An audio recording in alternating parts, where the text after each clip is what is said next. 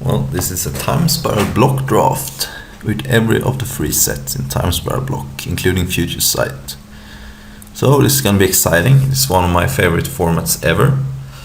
First of all, there is a lot of cards in this format, since you have 3 sets including the time shifted cards, and that means that there is a lot of very unique games. There's a lot of abilities, both a lot of old ones, and Future Sight introduces some new ones too.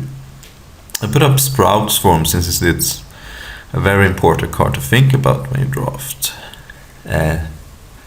It can take over a game by itself. So either you try to be green and open it in the last pack, or you try to find some answer for it, and I will discuss some of the answers in the draft itself. So it's gonna be interesting. I'm gonna leave the card preview pane up because a lot of the cards are probably unknown to a lot of players. So as far as archetypes go, I like blue-black, blue-red, or possibly Grixis, with a lot of removal spells and card draw. There is a card called Foresee in the last pack, which costs 3 and a blue, and you get to scry 4, then draw 2 cards. The card is very good. You almost always get 2 great spells when you play it. You can also play green. I would like to combine green with a card that has removal in it, since there are no fight spells in this format. So green-red is fine, green-black is good. Green-white is a little sketchy, can't deal with Sprout's form too well. So you do get some good cards sometimes. So we open up with, let's move this a little bit if I can. There we go. Alright, this pack is not great. This split card is our time shifted card, and it's either a red mana, deal 2 damage, fine, or 3 and a green for 3/3 elephant. So if you're a green-red, it's very solid. However, none of the cards is that insane on their own. There is also Spell Burst, 3 X and blue, count target spell, convert mana cost X, and buyback. So sometimes you can lock someone out. Doesn't happen too often. I think Temporal Isolation is a good card. White is decent in this format, and it's basically a pacifism with flash. The creature gets shadow, so you can usually not block unless you have shadow creatures, and it also does not deal any damage anymore. So if you have shadow creatures, the creature can block your shadow creatures indefinitely, so that's not good. But otherwise it's basically pacifism. White's not my favorite color, but it's fine. So Temporal Isolation is my first pick. And we get past Safe Haven. It's a land that does not tap for mana, which makes it sketchy, and it exiles a creature, and you can at your upkeep sacrifice it to return all creatures. Not great. The white option would be Celotin Vex, fine, shadow creature that you can have deal 1 damage when it's unblocked. Not a great combination with Temporal Isolation though. There is also Claw Transmuter, 3 and a blue, 3/1 flash, and you can exchange power and toughness. So you can kill walls. And blue-white flyers is a decent combination. There's also Dark Withering, probably the best card in this pack. But white-black is not good. It is a rebel sub-theme though, and I think I could also just abandon the Temporal Isolation or the Dark Withering for that matter. So let's take Dark Withering. Maybe we end up in a rebel deck, or we abandon one of our first cards. So Withered Wretch, not great either, but there is a Looter Ilkor. That card is insane. It's a shadow creature. Again, not a great combo with Temporal Isolation, but not only does this loot every turn, unless they have a shadow creature blocker, which you can have a removal spell for, it also gets to deal 1 damage a turn, so it's a great combination. Also insane with Dark Withering, of course. So I'm gonna take it, and now I'm gonna lean on blue-black rather than blue-white. Not set in stone in blue-black, but Ludwig works much better with the Dark Withering. Okay, so now we have Corpulent Corpse, the card I like. Has Fear and Suspend, so if you suspend it on turn 1 it gets to attack on turn 6, I think. 3/3 Fear. Cancel is fine, I like it. It does answer Sprouts form. But pretty easy Corpulent Corpse. And these packs are pretty bad. Empty Wars is interesting, but I like it much more in the triple time spiral since you have a lot of suspend cards. And it's kind of hard to get too many storm cards in only one pack. Ooh, Mindless Automaton. That card I think is pretty decent. It's a 2/2 for 4, which you can remove 2 counters to draw a card. You can also discard a card to put a counter on it, so it's basically loots. So it's a good combo with the Dark Withering. Alternative is to take Death's Portalid. It's a solid card. Starts pumping up Saprolings and gives them minus. Don't know what to take. That's the thing about time-shifted cards. So hard to evaluate sometimes, because you almost never play with them.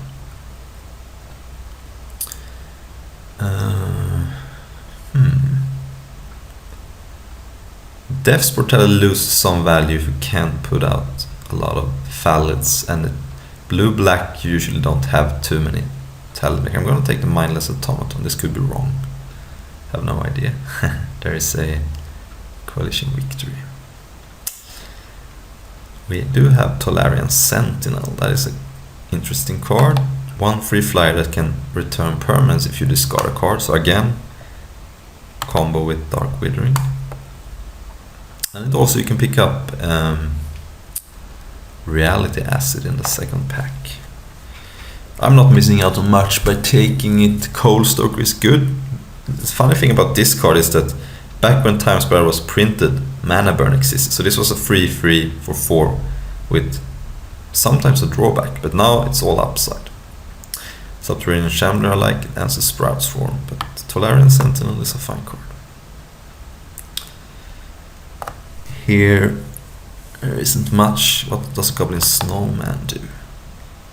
Oh, it can block forever and deal 1 damage. Yeah, I don't like any of these cards. I guess I just take the dragon. I don't really know why. It's fun. Okay, Grape Shot is interesting. Time Bug I don't like too much, but it can only add time counters, so you cannot put counters on this guy. Guess I could take Slipstream Serpent just as a blue card and a potential playable. Spellburst Wheel also weathers a totem, but Spellburst is fine. It does counter morphs for 1 blue mana, and you can sometimes lock them out. Also it answers Sprouts form. Whether they paid buyback or not, you can counter Sprouts form for 3 mana. I like it.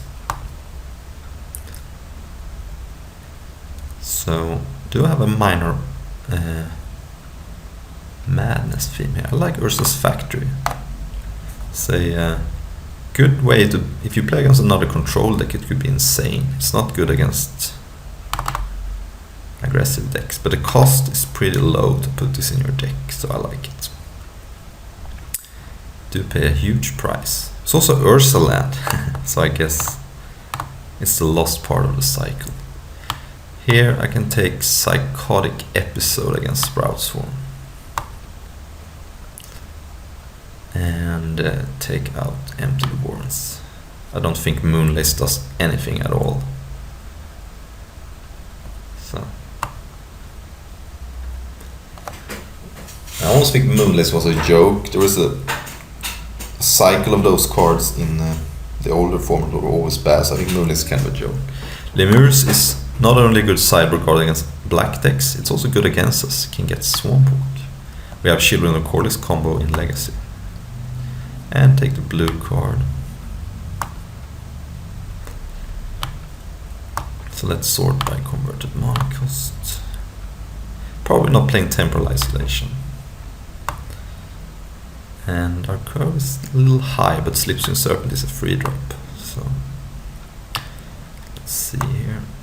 Also Spellburst could be an earlier drop.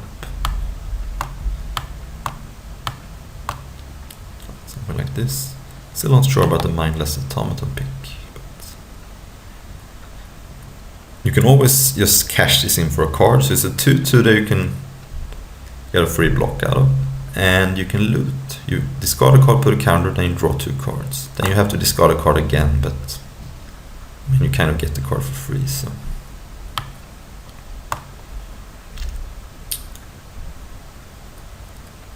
do get Chronozoa. That is a good card. It's basically free flyer for 4 with vanishing 3. But the thing is, when it dies, it comes back as 2 Chronozoas. And then it just gets absurd. There is also Shaper Parasite, which is very good, but I think Chronozoa is better. And we do have a Dark Withering as far as removal go. So let's just take Chronozoa. I think it's the pick. Some decks gonna have a very hard time beating this. I'm talking about the green decks, because they can't remove it from the board. Ooh, Harmonize. Don't like seeing that too much. Harmonize is great, and there is basically nothing here I want to put in my deck. So maybe I just take Harmonize just to cut it. Yeah, I don't like playing against Harmonize. Card is too good, and green is a very good color, so a little bit of a hate draft. Don't like hate drafting, but when the pack has nothing, what can you do? Body Double, that's an interesting card. This time though, I'm gonna take the Shaper Parasite. Body Double is fine, but it's no Chronozoa. Chronozoa is a bomb, and Body Double is just a solid creature. It's almost gonna be the best creature in any graveyard, but Shaper Parasite just kills a creature, and it's an early drop, so pretty easy. Shaper Parasite.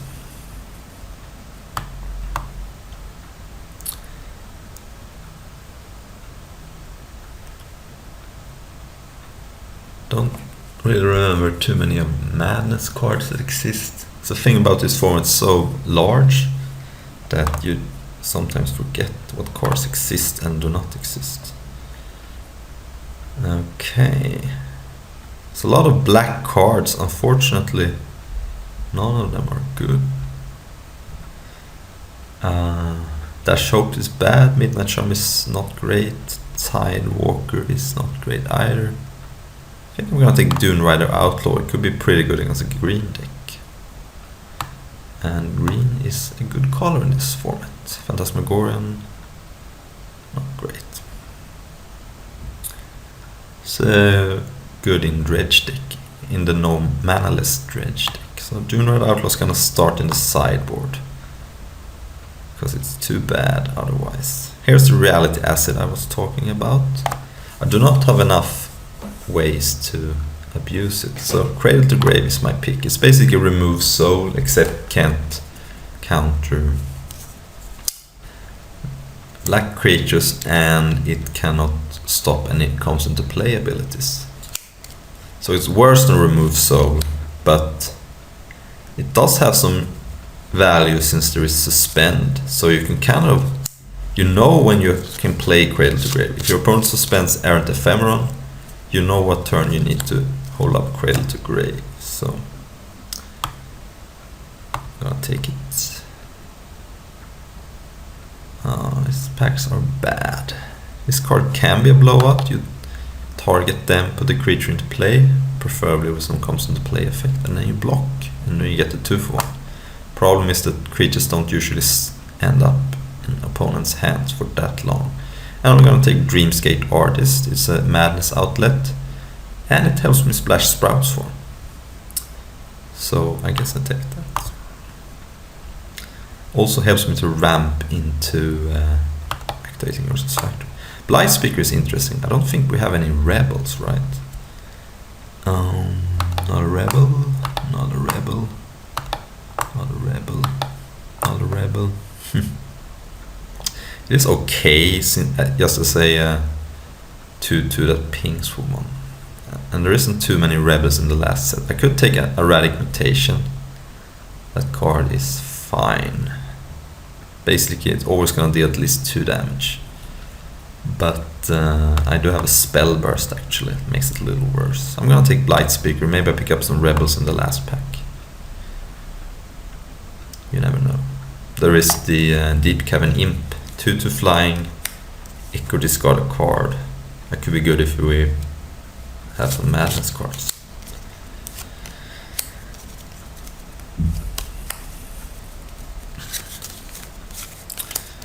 Yeah, now we can take a Radic Mutation. Maybe we'll play it. It is fine against some utility creatures. Don't like Acromorph Entity, it's playable, but not great. More of this stuff. This time I'll take Acromorph. I might want just a random creature sometimes.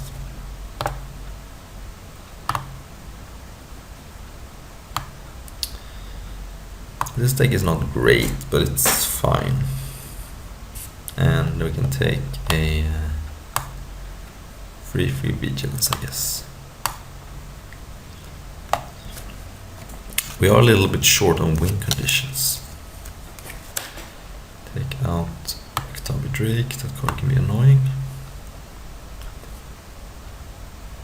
Take Tidewalker. Sadly, I don't think there's too many great win conditions in the last set. We do have to pick 4C very high. Here's an anti-Sprout Swarm card.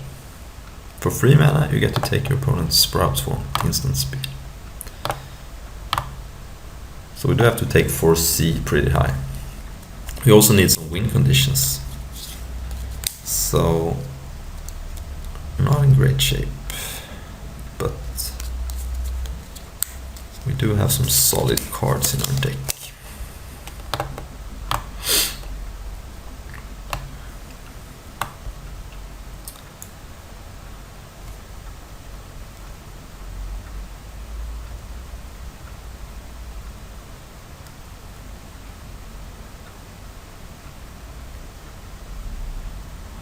Oh, Slaughter Pact. That card is good. It's also Sword of the Meek, probably worth a lot right now. It's a Deep Cavern Imp also. But Slaughter Pact is just great. And the thing is, it's almost impossible to play around. Even though you know the card exists. It's a rare in a small set. I mean, it's a small set, but it's still a rare. And people don't remember all these cards. So this card could be a massive blowout. If someone thinks they're going for the win when you're tapped out, you just have Slaughter Pact. So that's sweet.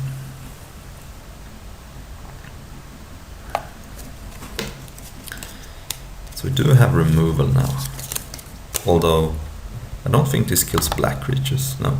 So if we play against another black deck, we're gonna have trouble. We have 3 cards that kills non-black creatures, which is not great. But hopefully they have some other stuff. Okay, 4C. There we have it. This card is insane. Exactly what this card wants. And there is no win conditions which competes with it. So pretty easy. Scry forward and draw 2 cards. Card is insane. And it's a common. Okay. We do have Grave Scrabbler and we do have a lot of madness outlets. We have the Automaton, the Sentinel, the Dreamscape Artist. The thing is though, that Infiltrator Recore is good. Really good. And Grave Scrabbler could wheel because it's very few decks that actually wants it. Since this card is just a 2/2 for 4 with no abilities if you can't madness it. So I'm gonna do a little bit of a gamble and take the Infiltrator. We did see a lot of black cards loop in the second pack. So this is a gamble, but Grave Scrabbler could be good. But I think it could wheel. Alright, we have another chance at a Grave Scroller. This card is insane, this card is rock solid. So now I'll take the Grave Scrabbler. This could be good. Yeah, green is open. Landmark Mentor is also not unplayable, but not as good as the other two green cards. So there it is. Wow. So another Grave Scrabbler. Solaria West, which mana fixing and gets us a versus factory. Also Whipspine Drake, we can't unmorph it, so it's just a free fly for 5, which is surprisingly fine in this format.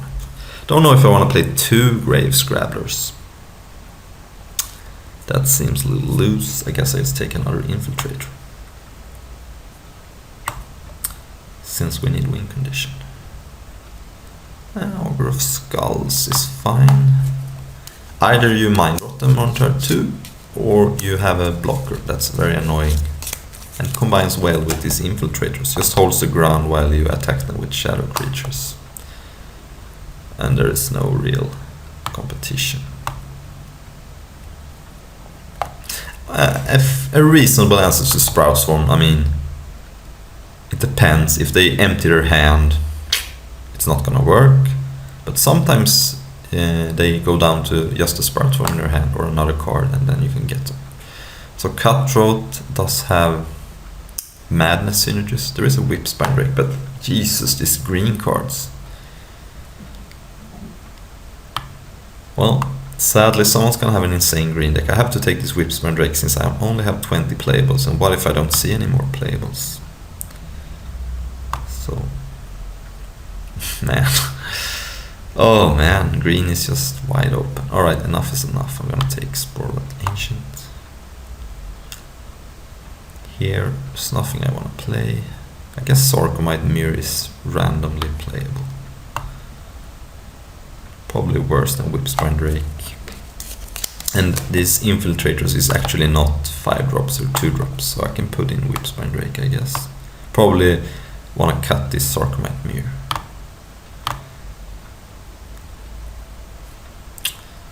Yeah, these cards are not good. I guess I take out Storm Entity, that's a scary card. Logic Knot, fine counterspell. I think counterspell is good in this format. First of all, Sprout Swarm does counter Sprout Swarm, since Sprout Swarm is a card that you can almost always counterspell, since it's not like they can play around a counterspell with Sprout Swarm, they have to play it. Second, Suspend. It's much easier to play with counterspells when you know that you can use them. Alright, taking out Lenor M, but green was just the color to be in, although I didn't see too much green in the first pack. Take Storm Entity again. Wrapping Vigor could be good. And this might just be our deck. Someone did take the Grave Scrabbler. Alright. We're gonna still play the Dreamscape Artist since we have 2 Madness cards and it ramps us. It can ramp us up to a good spell burst. Maybe just lock our opponent out. That's hard to lock someone out with this card, but it could happen if we're both in top deck mode. And if we ramp with this card. This Blight Speaker is not great, we have no rebels, so... Yeah, this draft was rough, very rough. I guess... Should I take out Blight Speaker? Yeah, probably. I don't want to play a 1/1 unblockable. I can put in Acmomorph Entity. Solarian Sentinel is fine since we do have Madness and it can bounce Shaper Parasite. Or protect our creatures from removal. See a Chronozoa. Yeah, card is good. Alright, I'm gonna play the Urza's Factory too, since I want some late game, except except for Foresee, I want some more late game. I think I want to play 18 lands with this deck, or do I? These infiltrators are 2 drops. Whipspine Day could be a 3 drop. Slipstream is a 3 drop.